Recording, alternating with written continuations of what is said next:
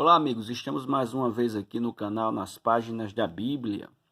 Dessa vez para a gente tratar de um tema muito importante aí e que, na verdade, povoa aí o imaginário popular, certo? Tanto de cristãos católicos, evangélicos, espíritas, enfim, e até mesmo pessoas ateias, né? Pessoas que não acreditam em Deus.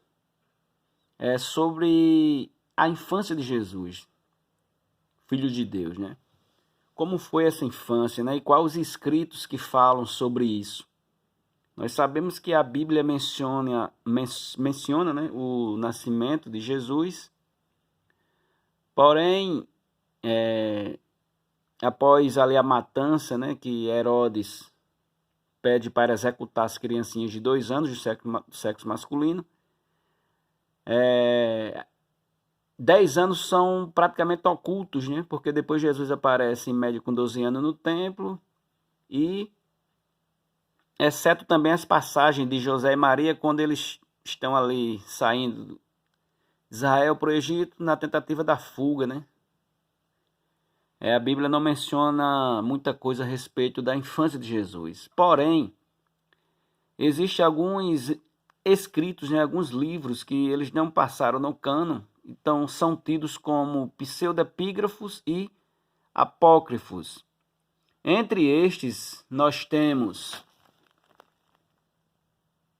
o pseudo-evangelho de Mateus, da infância, né, de Jesus, que eu vou me embasar nesse aqui.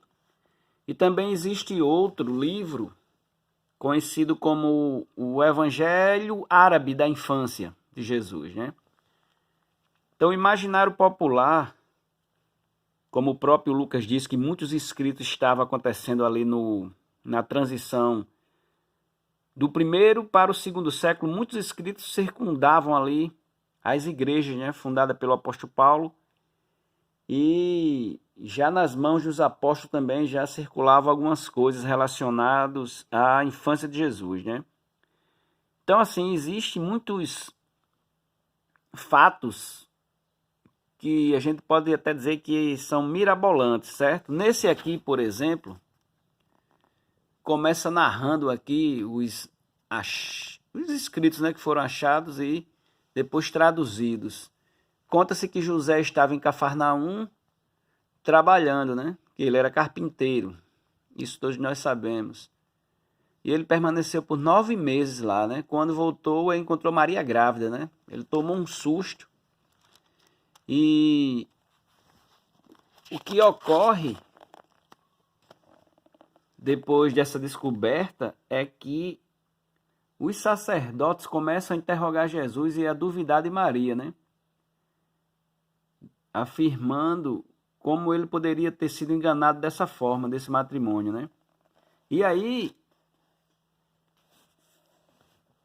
esse evangelho aqui, pseudo-evangelho de Mateus, vem dizendo que toda a multidão de Israel soube, né, desse fato. Conta aqui, ó. Toda a multidão de Israel se reuniu, tantos que era impossível contá-los, né? E Maria foi conduzida ao templo. Na verdade, eles queriam provar isso através de um ritual, se esse fato era verdade ou não. Aí veja só. Então conduziram Maria e José ao templo, né, do Senhor. Sacerdotes e vizinhos e seus pais clamaram e disseram a Maria: confessa teu pecado aos sacerdotes. Tu que foste como uma pomba no templo de Deus e que aceitasse alimento da mão de um anjo. José também foi chamado ao altar e lhe deram água da prova do Senhor. Que se um homem faltoso beber e der 7 voltas ao redor do altar, Deus fará seu pecado aparecer no rosto do homem. Tinha essa crendice lá, segundo esse escrito, né? Quando então um alegre José bebeu e deu voltas ao redor do altar, nenhum sinal de pecado foi revelado nele. Então todos os sacerdotes e ministros do povo santificaram, dizendo: abençoado és tu. E aqui continua, né? Nenhuma culpa foi descoberta em ti. Bom, e eles vão e eles caem na real e vê que isso foi mesmo um ato divino, né? E Maria depois começa a ser idolatrada por isso, né? Logo no começo, o evangelho vem narrando. Aí um fato curioso, depois que eles aceitam a gestação de Maria, né? Como obra do Espírito Santo, Jesus nasce e coisas estranhas começam a acontecer. Um fato curioso é que quando eles chegaram em uma caverna, né? Que eles estavam transitando do Egito para Israel, aí nessa caverna começa a sair dragões.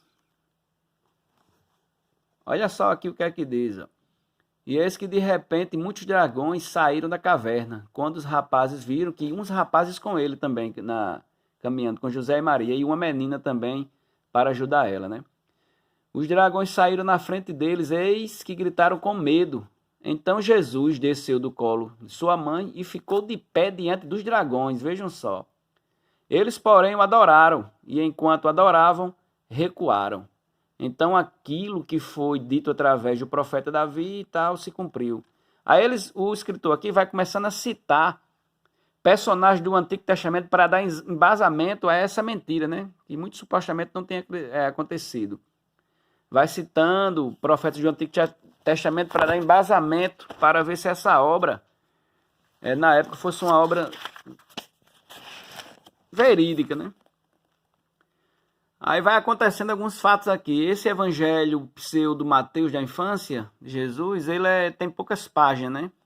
Aí outro fato curioso é que quando eles iam caminhando, estava fazendo muito sol, e Maria, ela queria ir para uma sombra, né? De uma palmeira lá, que existia, e comer alguns frutos, só que essa palmeira era muito alta.